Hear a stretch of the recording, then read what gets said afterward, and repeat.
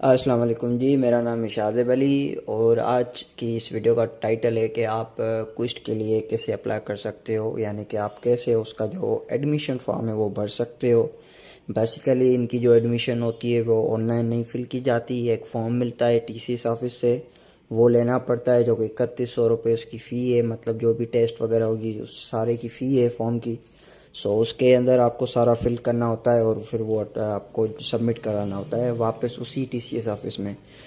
मेरे पास एक फ़ॉर्म मौजूद है, मैं यहाँ पर फिल तो नहीं करूँगा मगर आपको कंप्लीट गाइडेंस दूंगा। इसके अंदर जो जो भी सेक्शंस है वो मैं सब आपको बताऊँगा। होप इंशाल्लाह आपकी जो भी कन्फ्यूजन वगैरह होगी या कुछ भी ऐसा होगा तो मैं वो छोड़ूंगा नहीं, हर चीज़ बताऊंगा। उम्मीद करता हूँ आपको वीडियो अच्छी लगेगी and please watch till the end. अब शुरू करते हैं वीडियो को।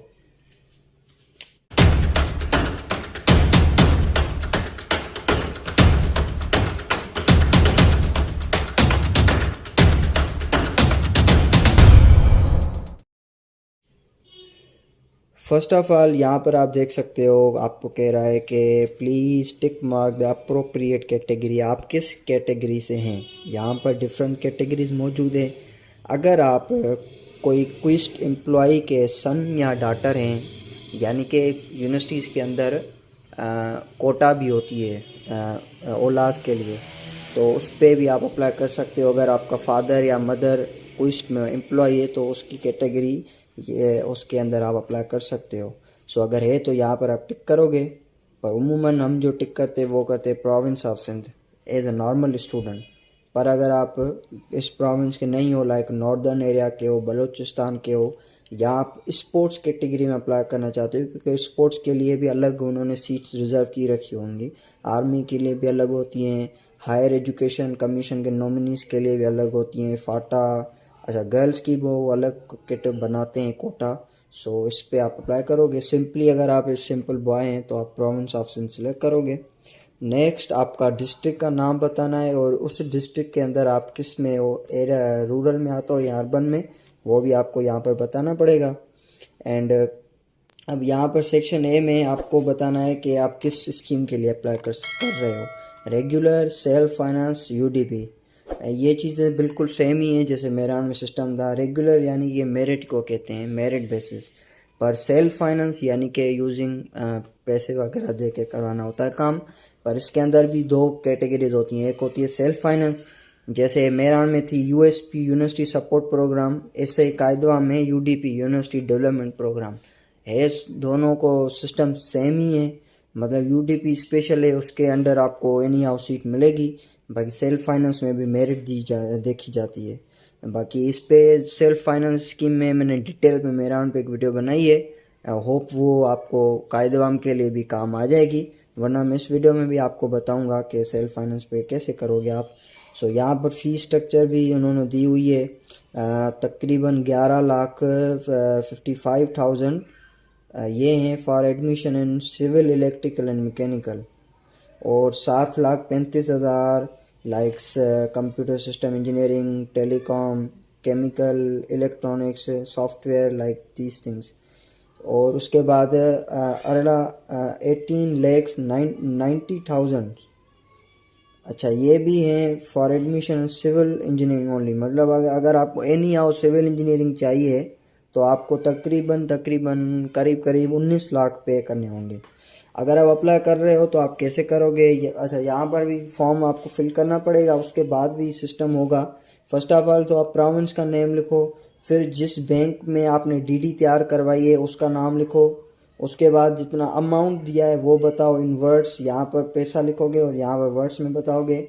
उस डिमांड ड्राफ्ट का नंबर बताओगे, डेट बताओगे और अपना कैंडिडेट नेम बताओगे और सिग्नेचर। डीडी वगैरह क्या होती है, कैसे बनती है, ये मैंने वो सेल्फ फाइनेंस वाली वीडियो में बताई है। आप वहाँ पर जाइए, देखिए, आपको समझ आ जाएगा। और एड्रेस जैसे उसमें था कायदेवाम यूनिवर्सिटी, अच्छा उसमें मेरान में था डायरेक्टर एडमिशन्स या director finance Mehran university of engineering. यहाँ पर सिर्फ आप लिखोगे Quaid-e-Awam university of engineering technology, science and technology Nawabshah. बढ़ते हैं आगे। यहाँ पर आप करोगे आई hereby apply for admission the first year under the categories। अब यहाँ पर आपको कैटेगरीज का कैसे पता चलेगा? बेसिकली आप पिछले साल का कायदे आम को प्रॉस्पेक्टस खोलो, वहाँ पर आपको एक लिस्ट मिलेगी जहाँ पर डिस्ट्रिक्ट के साथ उनका एक कोड आपको मिलेगा। जैसे मेरा डिस्ट्रिक्ट है नौशाद फिरोज, तो वहाँ पर लिखा हुआ है A4। ऐसे ही आप अपने डिस्ट्रिक्ट का कोड चेक करो और यहाँ पर लिख दो described as dash in the table 1 2। ये यहाँ पर 1 2 एंड 3 जो प्रॉस्पेक्टस की टेबल्स है वहाँ पर लिखी होंगी। उसके बाद है यहाँ पर आप अपनी पासपोर्ट साइज़ भी पिक्चर अटैच करोगे। आपको तकरीबन अपनी 6 तस्वीरें निकलवानी है, पर रिसेंट पहली वाली रखी हुई नहीं हो, कोई रिसेंट हो जिसमें आपका जो फेस है वो बिल्कुल क्लियर हो हर चीज़। सो वहाँ यहाँ पर आपको अटैच करने होंगे। यहाँ पर कितने करने हैं मेरे ख्याल से तो यहाँ पर जो 6 तस्वीरें आप निकालोगे 6 के 6 यहाँ पर अटैच करोगे। देन आप अपना नाम लिखो, CNIC लिखो, फादर का नाम लिखो, CNIC या फादर, सरनेम यानी कि योर कास्ट, अपना जेंडर बताओ, डोमिसाइल की प्लेस वो डोमिसाइल के अंदर लिखी होगी वो जाके चेक करो और यहाँ पर लिख दो। रिलीजन बताओ, date of birth, place of birth भी आपको बताना है, वो आपको बर्थ सर्टिफिकेट के अंदर मिल जाएगा या अपने फादर या पेरेंट्स से पूछ सकते हो। देन डिस्ट्रिक्ट भी बताना है और नेशनलिटी भी बतानी है। अपना ईमेल एड्रेस भी यहाँ पर आप दे सकते हो, बल्कि देना है लाजमी। और एड्रेस की अगर बात करें यानी कि आपका होम एड्रेस, तो एक तो आपको अपना देना है प्रेजेंट एड्रेस, दूसरा देना है परमानेंट एड्रेस। परमानेंट वो है जहाँ पर आप पैदा हुए और अब तक आपके पेरेंट्स रह रहे हैं। पर कभी कभार ये भी होता है बंदा मूव कर जाता है या ऐसा हो फैमिली आपकी घर गांव रह रही हो पर आप किसी दूसरे शहर में रह रहे हो, तो वहाँ पर आप अपनी प्रेजेंट एड्रेस बताओगे और परमानेंट। पर अगर आप दोनों की सेम ही है यानी कि आप जहाँ पैदा हुए थे अभी भी वहाँ ही रह रहे हो, तो वो सेम एड्रेस इन दोनों जगह पर आप लिख दोगे। फ़ोन नंबर रेजिडेंस का है, ठीक है, यहाँ पर आप अपने घर का एड्रेस वो दोगे फ़ोन नंबर यानी कि टेलीफोन नंबर। अगर नहीं है टेलीफोन शो के कोई इशू नहीं है, ये छोड़ दो या अपने फादर का यहाँ पर लिख देना और अपना नंबर यहाँ पर। परमानेंट में भी सेम। अच्छा, गार्डियंस नेम ये ऑप्शन कंपलसरी नहीं है। ये इन केस अगर आपका फादर नहीं है या पेरेंट्स नहीं है या आपको इन दोनों के अलावा कोई और संभाल रहा है तो फिर उसका आप नाम दोगे, नंबर दोगे और बस उनके घर का नंबर भी दोगे। पर अगर आपके पेरेंट्स ही आपको संभाल रहे हैं, आपके हयात हैं, तो बस आप ये सेक्शन छोड़ सकते हो। अब आगे देखते हैं क्या करना है। अच्छा, जो गार्डियन है उसका रिलेशनशिप कैंडिडेट के साथ कौन सा है, तो आप कहोगे मेरे फादर हैं।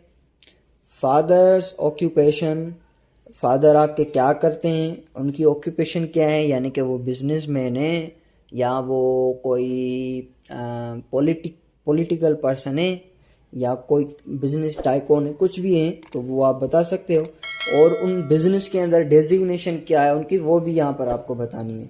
देन डिपार्टमेंट बताना है, किस डिपार्टमेंट काम करते हैं। एनुअल इनकम भी बतानी है। गार्डियंस ऑक्यूपेशन, अच्छा ये आप छोड़ सकते हो क्योंकि ये गार्डियन के बारे में। फैमिली मेम्बर्स, ब्रदर्स और सिस्टर्स कितने हैं।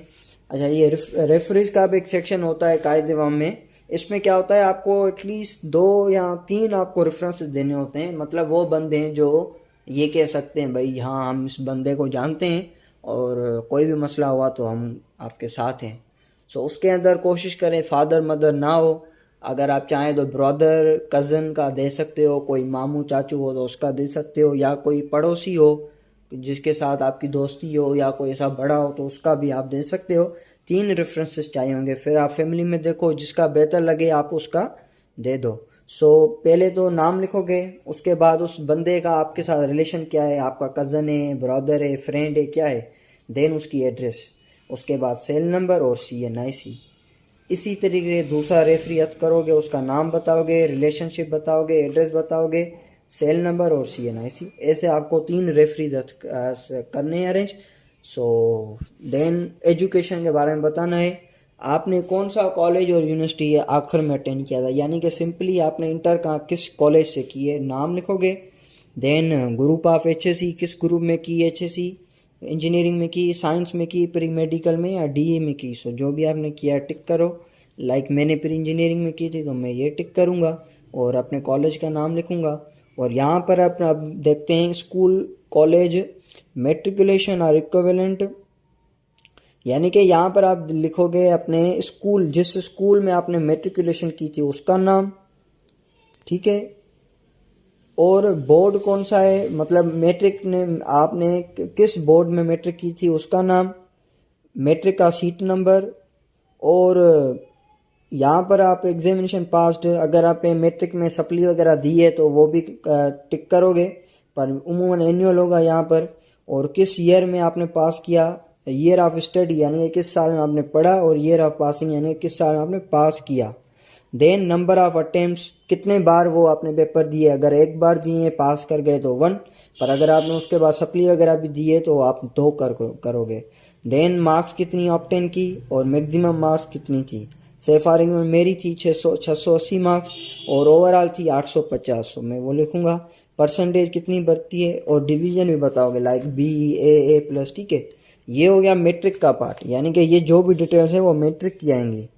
अब हम देखेंगे इंटर वाला पार्ट, ठीक है। इंटर वाले पार्ट में क्या होगा, यहाँ पर आप स्कूल कॉलेज नेम लिखो अपना, उसके बाद बोर्ड लिखो, उसका सीट नंबर लिखो, ज़रूर एग्ज़ाम तो आपने दिए होंगे, और एनुअल किए, सप्ली किए, ईयर ऑफ स्टडी बताओ, ईयर ऑफ पासिंग आप 2021 लिखोगे अगर आप फ्रेश हो, नंबर ऑफ अटेम्प्ट्स 1 लिखोगे, मार्क्स पे आप लिखोगे 0 क्योंकि अभी आपकी मार्क्स ही नहीं आई।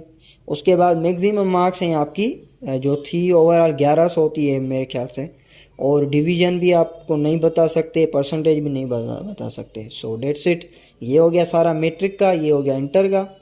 एंड यस, ये है डी वालों के लिए। अगर आपने डी में किया है यानी कि डिप्लोमा वगैरह किए तो आप वो सारी डिटेल यहाँ पर दोगे।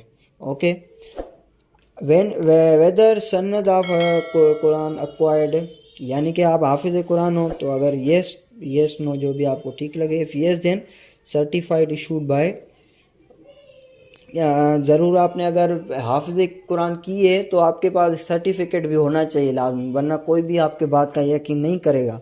सो वो सर्टिफिकेट आपने किस इंस्टीट्यूट ने वो आपको सर्टिफिकेट इशू किया उसका नाम लिखो, और फिर उस सर्टिफिकेट की फ़ोटोकॉपी भी आपको अटैच करनी पड़ेगी डॉक्यूमेंट के साथ। नाउ अब admission, did you apply for admission before, अगर आपने पहले का भी अप्लाई किया है एडमिशन के लिए, अगर आपने किया है तो आप बोलोगे येस, अदरवाइज नो। अगर आपने किया है तो सिलेक्ट हुए थे या नहीं, येस या नो। अगर आपने नो कर दिया है तो फिर ये वाला भरने की कोई ज़रूरत नहीं, बेगा जब आपने अप्लाई नहीं किया तो सिलेक्शन की तो बात ही नहीं आती ना। सो कॉमन सेंस भी यूज़ आप कर सकते हो। इफ़ सिलेक्टेड इन, अगर आप सिलेक्ट हुए हैं तो किस डिपार्टमेंट में, और रोल नंबर भी बताओ। सो अगर आप वही बात है, अगर आपने एंट्री टेस्ट पहले कभी दी ही नहीं है तो फिर ये ऑप्शन भी फजूल है, आप इसको छोड़ सकते हो। Are you studying in any other institute, अगर आप किसी और यूनिवर्सिटी में पढ़ रहे हो तो आप बताओ येस नो। अगर आप पढ़ रहे हो तो इंस्टीट्यूट का नेम, डिपार्टमेंट और ईयर ऑफ एडमिशन भी बताओ। Were you rusticated from any university, क्या आप कभी रस्टिकेट हुए थे यूनिवर्सिटी में, किसी भी यूनिवर्सिटी से, तो वो आप बता सकते हो येस नो, और रीज़न भी बता सकते हो, यानी कि डिटेल्स वगैरह यहाँ पर लिख सकते हो। Are you employed anywhere in Pakistan, क्या अभी आप काम कर रहे हो कहाँ यूनिवर्सिटी में, सो वो भी आप बता सकते हो आइदर येस और no. If yes please give details and NOC from employer. So अगर आप काम कर भी रहे हो तो आई थिंक NOC वगैरह होती है कुछ, तो मुझे उसके बारे में नहीं पता। In case the candidate employed he shares to submit the proof of resignation, अच्छा हाँ, NOC लीव वगैरह को कहते हैं। सो वो आपको पहले लीव लेनी पड़ेगी उस इदारे से और उसके बाद ही एडमिशन हो सकती है, अदरवाइज़ ऐसा नहीं हो सकता कि आप काम भी करो और एडमिशन भी हो। सो आपको वहाँ से रिज़ाइन करना ही पड़ेगा। देन सिग्नेचर ऑफ फादर, उसका cell number, signature of candidate और कैंडिडेट का सेल नंबर। ये स्पोर्ट्स वालों के लिए, अगर आप स्पोर्ट में अप्लाई नहीं करना चाहते हो तो आप इसको छोड़ सकते हो। कैंडिडेट्स वांट टू अप्लाई, अच्छा स्पोर्ट के कैटेगरी के लिए अगर आप अप्लाई कर सकते हो, अप्लाई करना चाह रहे हो तो कर सकते हो। इसमें आपको फ़ायदा ये होगा कि फ़र्स्ट ऑफ ऑल तो आपकी 2 मतलब लिस्टों में नाम आएगा, एक मेरिट में, से फॉर एग्जाम्पल मेरिट में आपकी इतनी मार्क नहीं है, काम नहीं होता, तो फिर भी इसको हो सकता है स्पोर्ट कैटेगरी में काम हो जाए, क्योंकि मैंने पहले ही बताया कि स्पोर्ट्स के लिए अलग एक कोटा होती है। तो अगर आप अप्लाई कर सकते हो तो कर सकते हो। नेम आप लिखोगे, सन ऑफ डॉटर आप बताओगे, और आप ये भी बताओगे कि यहाँ पर आप बताओगे आप क्या थे, यानी कि आपने क्या क्या किया है स्पोर्ट्स में। फॉर एग्जांपल नेशनल चैम्पियन थे तो वो इवेंट का नाम बताओ, किस ईयर में हुआ था, टीम का नाम बताओ, और आपको क्या मिला था गोल्ड में, क्योंकि नेशनल चैम्पियन हो जरूर कुछ तो मिला होगा ना, गोल्ड, सिल्वर या ब्रॉन्ज, तो वो भी आपको बताना पड़ेगा। और डिस्टिंक्शन ऑब्टेन, टीम की कौन सी रैंक थी वो भी आप बताना पड़ेगा। पर अगर आप सिंपली, मतलब ये हर किस्म की कैटेगरी है। पहली ये नेशनल लेवल पे, उसके बाद है member of junior team, inter youth champion, member of Sindh province team, divisional champion, member of division district champion, member of district team, inter college, मतलब कभी कभी कॉलेज के अंदर भी ऐसी कंपटीशन होती है, लाइक जो बीएफसी होता है, पेटा रॉयल में बहुत ये चीज़ें होती है। सो वो भी आपको सारी चीज़ें इन यहाँ पर अटैच करनी पड़ेगी। ऐसा नहीं है बस आपने कह दिया हाँ मैं स्पोर्ट में अप्लाई करना चाहता हूँ, मैंने ये मेडल जीता था, मैंने ये, तो वो यकीन कर लेंगे, नहीं, हर चीज़ का आप प्रूफ दिखाना पड़ता है। सो अगर आप कर रहे हो तो डेट्स वेरी गुड। अगर आप स्पोर्ट्स में इंटरेस्ट रखते हो और आपने अभी तक स्पोर्ट में कुछ किया है तो do apply, I must say. अच्छा जी, यहाँ पर आपको कुछ डिटेल्स वगैरह बतानी है, simple details. First of all तो फॉर्म नंबर बताओ। फॉर्म नंबर आपको कहाँ कैसे पता चलेगा? फॉर्म नंबर आपको यहाँ से पता चलेगा, ये लिखा पड़ा है, दिखाई दे रहा है 08950। ऐसे ही आप अपना फॉर्म नंबर चेक करो, यहाँ पर लिखो नेम बताओ, date of birth, blood group, son of, daughter of, surname, address, contact with city code, telephone number. यानी कि आपको टेलीफोन नंबर बताना है, नहीं है तो छोके सेल नंबर ही बता दो, सिग्नेचर करो। ऐसा ही फिर सेम ही आपको 4 बार भरना है। जो डिटेल आपने यहाँ पर दी वो सेम यहाँ पर, सेम यहाँ पर, सेम यहाँ पर, ऐसे ही इन तीनों जगह पर भी आपने सिग्नेचर करनी है। ये वाला जो पेज है ना वो बहुत इंपॉर्टेंट है, ये देखो, ये यहाँ पर, ये आगे चल के यहाँ से कोई फाड़ते वगैरह हैं और ये आपके स्लिप में अटैच होता है। सो इस फॉर्म का ख्याल करना, ये बहुत इंपॉर्टेंट है। सो इसी तरीके से आपका जो फॉर्म है यहाँ पर एंड होता है, बस यही है और कुछ नहीं है। ये अगर आप से जो करना चाहते हो अप्लाई वगैरह सेल्फ पे, तो उसके लिए यहाँ पर आप रेगुलर सिलेक्ट करते हो सिंपली। अगर आप सेल्फ फाइनेंस पे कर रहे हो तो फिर जो प्रोसेस मैंने बताया वही होगा। अच्छा जी, अब डॉक्यूमेंट्स के बारे में भी थोड़ी बात कर लेते हैं कि डॉक्यूमेंट्स वगैरह, पहले तो आपको 6 फोटोग्राफ चाहिए होंगे अपने रिसेंटली टेकन। देन आपको मेट्रिकुलेशन का पास सर्टिफिकेट चाहिए होगा, मेट्रिक का पास पक्का सर्टिफिकेट जिसे हम कहते हैं, वो निकलवा लो, अगर नहीं है बोर्ड से निकलवा सकते हो आप। देन मेट्रिक की मार्कशीट। देन अगर आप डिप्लोमा अप्लाई करना चाहते हो तो डिप्लोमा का सर्टिफिकेट। अगर आप हाफिज़ कुरान हो तो उसका भी, अगर नहीं हो तो छोड़ दो। डीए के अगर आप नहीं अप्लाई किया है कभी डीए पे तो छोड़ दो। बर्थ सर्टिफिकेट भी चाहिए होगा, वो आपको लाजमी देना है। अगर आप माइग्रेशन सर्टिफिकेट वैसे हम के लिए, हमारे लिए कोई काम का नहीं है, पर वो स्टूडेंट जिन्होंने कराची बोर्ड से एचएससी की है और फेडरल बोर्ड से, तो उनको माइग्रेशन सर्टिफिकेट चाहिए होगा। देन डोमिसाइल फॉर्म P1 और पीआरसी वगैरह, ये आपको दोनों देने पड़ेंगे। इन केस इनका नाम शी मस्ट प्रोवाइड डोमिसाइल। अच्छा, अगर आपका डोमिसाइल नहीं है तो आप अपने फादर का भी दे सकते हो। फादर यहाँ हाँ, फादर का ही देना है। और फॉर्म बी भी देना है कैंडिडेट का, issued by NADRA, form B भी देना है। अगर आप कोटा वगैरह के लिए अप्लाई कर रहे हो, कोई फादर मदर कोटा है, तो उसके लिए भी आपको क्या करना पड़ेगा, एफिडेविट। अच्छा जी, अगर आप फादर या मदर के कोटा पे अप्लाई करना चाहते हो तो उसके लिए भी आपको एक एफिडेविट तैयार करना होगा। वो एफिडेविट आपका वो बंदा भरेगा जो एम्प्लॉय है क्विस्ट में। फॉर एग्जाम्पल आपका फादर एम्प्लॉय क्विस्ट में, तो उनको पता होगा एक एफिडेविट मिलता है, वो उनको फिल करना पड़ेगा, फिर वो उस पर अटैच होगा इन फॉर्म के साथ। स्पोर्ट सर्टिफिकेट भी देना पड़ेगा लाजमी, अगर आप अप्लाई कर रहे हो स्पोर्ट के लिए, नहीं तो फिर छोड़ दो।